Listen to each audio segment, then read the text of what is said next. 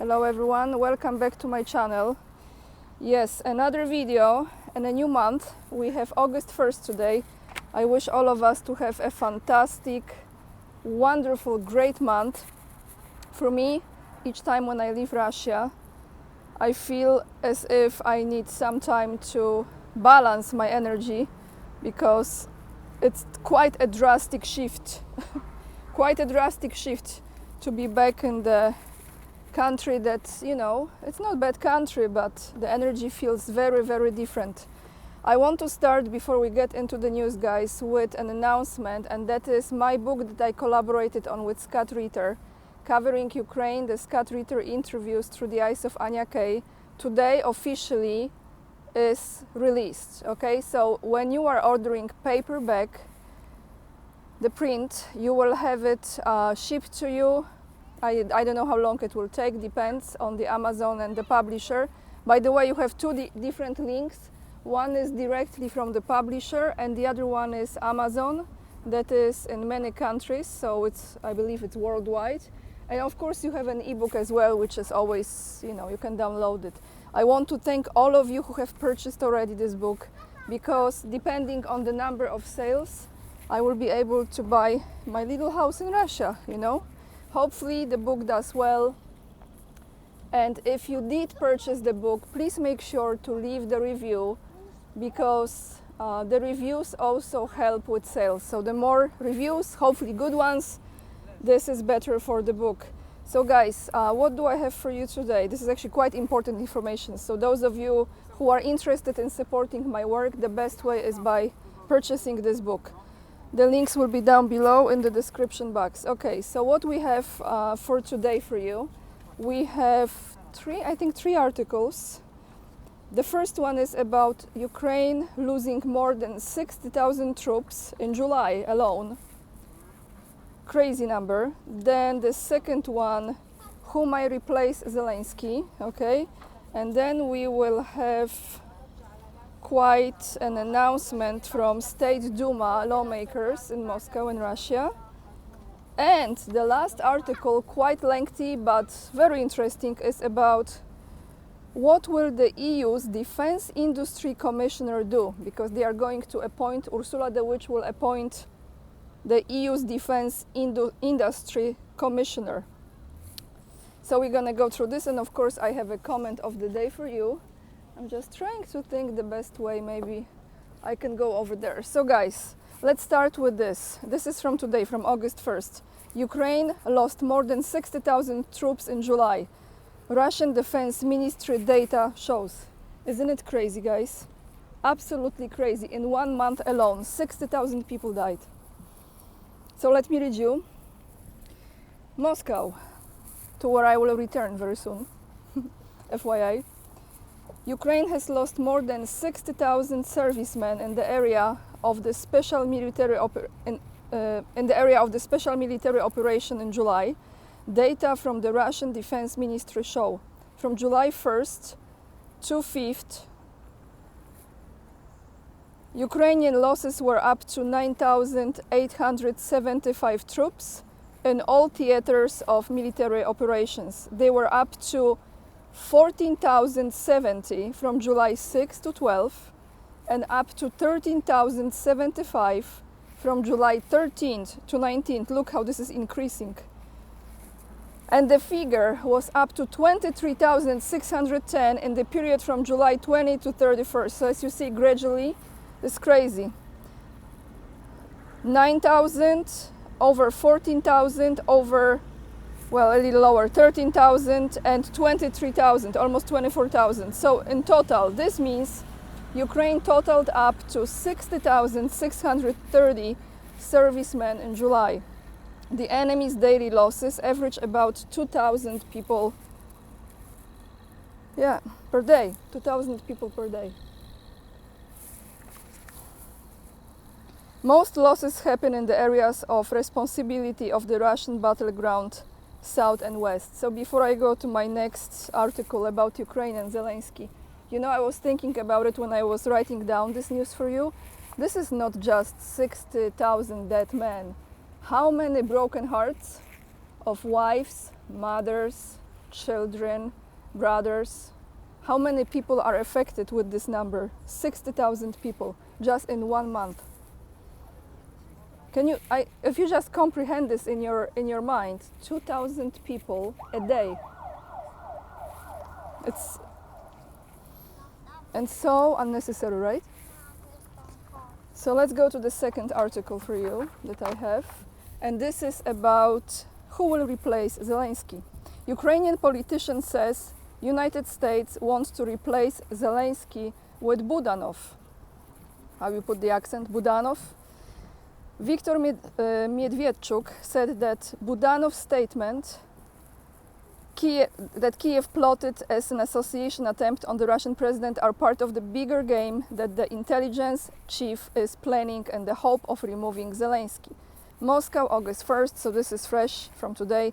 Ukrainian opposition political Viktor Medvedchuk said that the US wants to replace Ukrainian President Volodymyr Zelensky with Ukrainian military intelligence chief Kirill Budanov, who is entered in the Russian list of terrorists and extremists.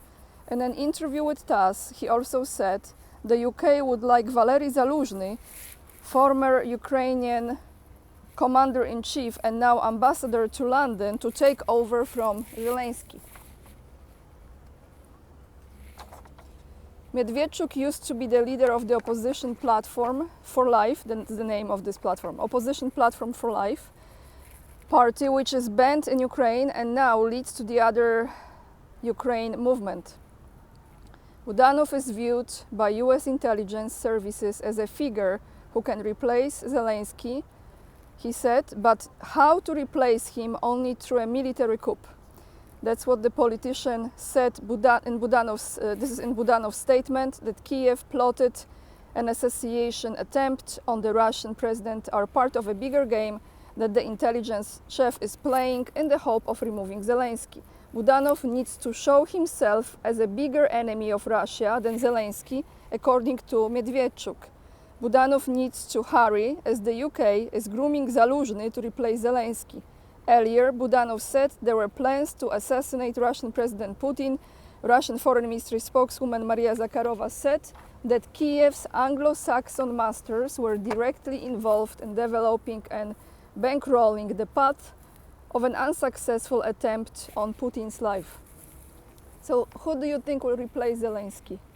Do you think they will be able to replace him before this whole massacre ends? Leave in the comments down below, guys. I really would like to know your thoughts. Or do you think that they will keep him there all the way to the end? I mean, even if he signs anything and he's no longer legitimate president, right? He's not legit anymore. He expired. So even if he puts his signature on any paper, it's not going to be respected, right? Because he cannot represent this position anymore. Meanwhile, yesterday, State Duma, this is Russia now, State Duma lawmakers introduced bill on compulsory military service for new citizens. According to the bill, failure to fulfill this obligatory may become grounds for withdrawal of citizenship. This bill has been developed within the framework of the Duma Commission on Migration Policy and aims at compulsory fulfillment of the constitutional obligation on protection of the homeland by new citizens of Russia, the accompanying memo says. And now the last article, I will move to another spot, is about the under the sea European Union.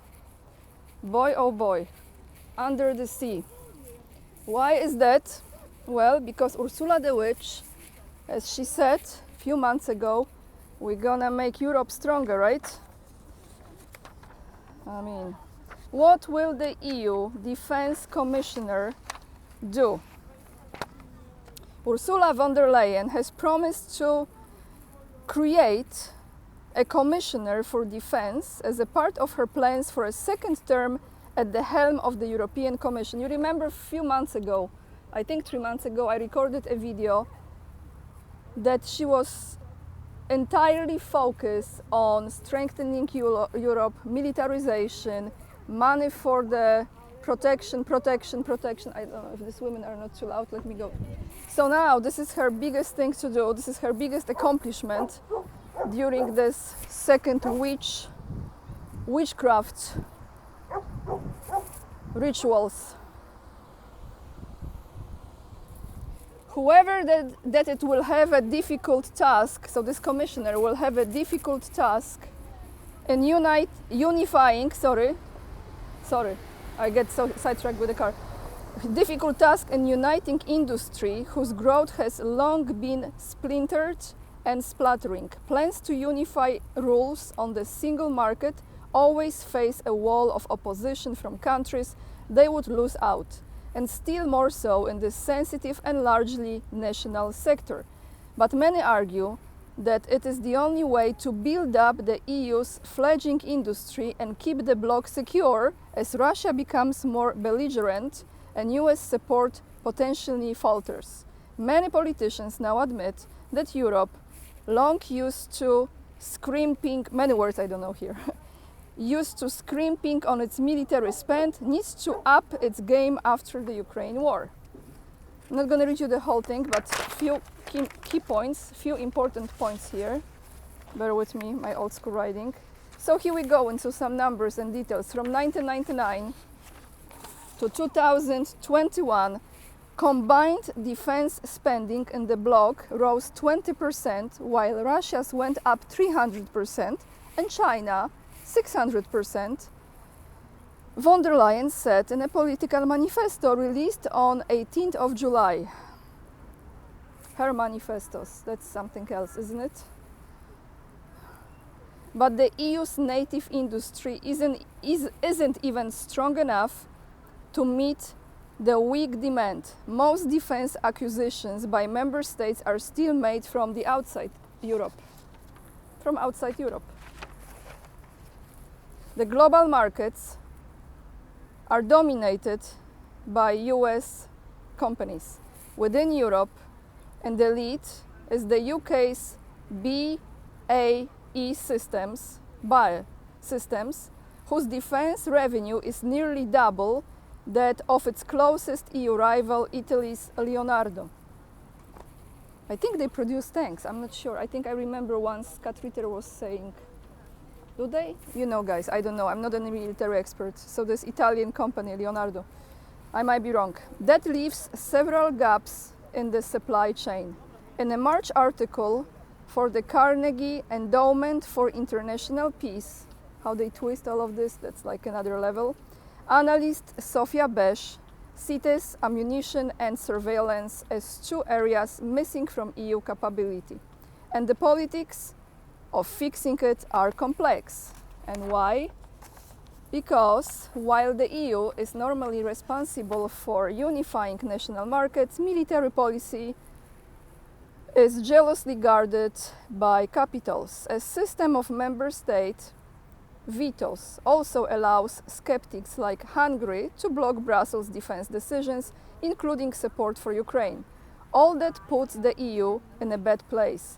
Despite some cooperation and mergers, Dylan Macchiarini-Crosson of the Center for European Policy Studies told Euronews, quoting this person now, the EU's defense industrial base is incredibly fragmented at the moment. He's a researcher at the Brussels-based think tank. And he continues, European companies by and large still respond to the needs of one national client, their Ministry of Defense. And here is a statement from French MEP. She represents France, Renew Europe. She says, there is not enough funding, not enough coordinated planning, and no real single market for defense industries. We cannot continue with the current state of play. But they do, right? And they don't care what people say, what MPs say, they don't care. You remember there was a video in which one of the Polish MPs was making a speech directly to Ursula The Witch. I know it went viral. I saw it, it was several weeks ago. when she was saying the reasons why we don't want her to be in the witch position again. Yeah, it was great. She's fantastic, this woman, and I was so proud. She was Polish. I'm like, go girl. But you know, no one cared, because they make the decision behind the closed doors and they already chosen her before even the voting took place, right? We all know how this goes. They self-elected themselves. Like those children, you know, that play in this children playground, and they have the sand and it's like a closed area and no one is welcome, and they have their own tools and only they can use those tools, and then they just perform at this square sandbox, and they are waiting for everyone around them to be so jealous that they are in this in this box. No. Well, we have to remove the box, remove the tools, and remove the sand, and there is nothing to play with, right? It's pretty simple. So guys, the articles to all those 4 articles that I read you'll find down below in the description box. And now I have one very, very lovely comment of the day. A little bit selfish maybe from my side to share it with you. However, I had such a wonderful viewers from Russia, and when I recorded my last video from Moscow, from this trip, not last ever, from this last trip, the day before yesterday, someone left the comment in Russian that I translated, and I'm not gonna read it in Russian, I don't want to jinx it, so here is the comment from a Russian viewer. Anna, my name is Anya actually, but Anna is in the document, so you call me Anya, but that's okay. Anna, I rarely comment, but I watch all of your videos. Good luck to you, welcome to Russia. People like you are priceless because you help maintain friendship, communication and mutual understanding between people of different countries. Continue what you are doing. In the end, we are all one.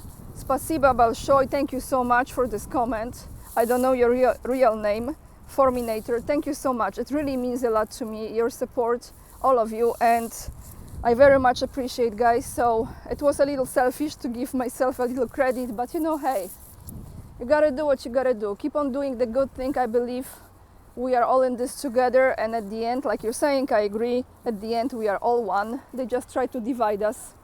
So guys, with this being said, make sure to check your subscription. If my content resonates with you, please hit this like if you don't mind, and if you're still watching my videos, this means a lot as well, because YouTube recommends the content.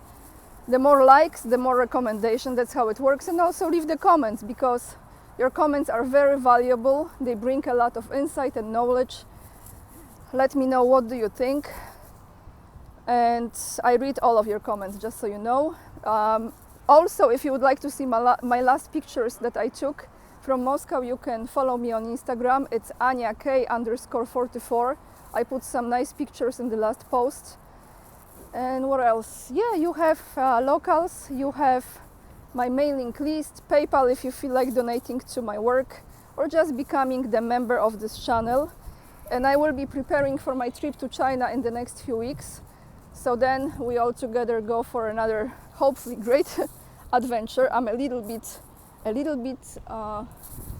wouldn't say scared, but I'm a little bit unsure how this will unfold due to completely different reality that is there, to the digital systems, digital payments and all of this.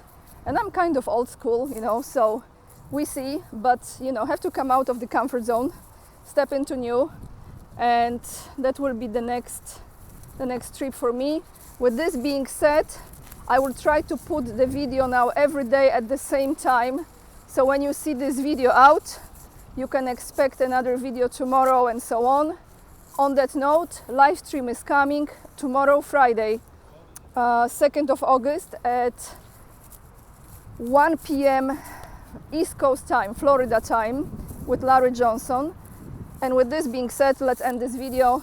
Lots of love, and remember, we are the leading edge and we are saving humanity. See you tomorrow. Bye everyone.